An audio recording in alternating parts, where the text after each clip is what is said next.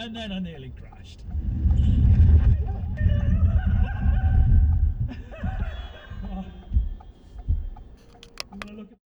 Oompa Loompas too young. I think that's one of the big gripes I had with this movie. Oh, and also this high-pitched noise.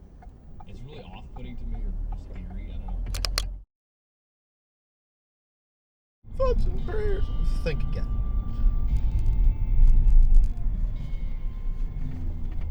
Okay.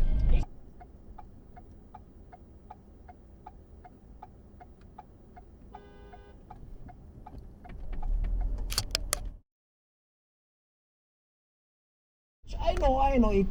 It's kind of inarguable on the history of the U.S. and its heavy history of. Let's go.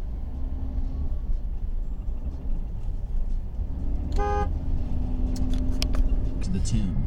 Just to talk you through the logistics of this real quick. So someone forever ago set up this amulet to seal its user inside if they take to this day, and hate for how unchallenging it is, since you don't have to kill anyone to progress through this level.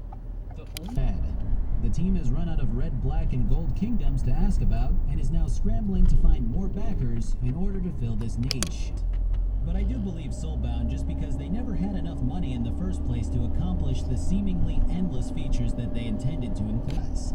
It's a little hard to convey because if I'm just running and gunning, it doesn't really feel very impressive. But if I'm focusing on trying to dominate is relatively standard stuff like bounty hunting, distress beacon exploring, telling a person a thing, finding a person and telling them to go elsewhere, making the jump to hyperspace.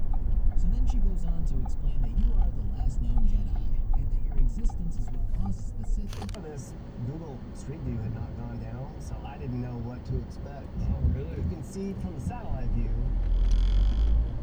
What's up with that street? I see that a lot. Thinking that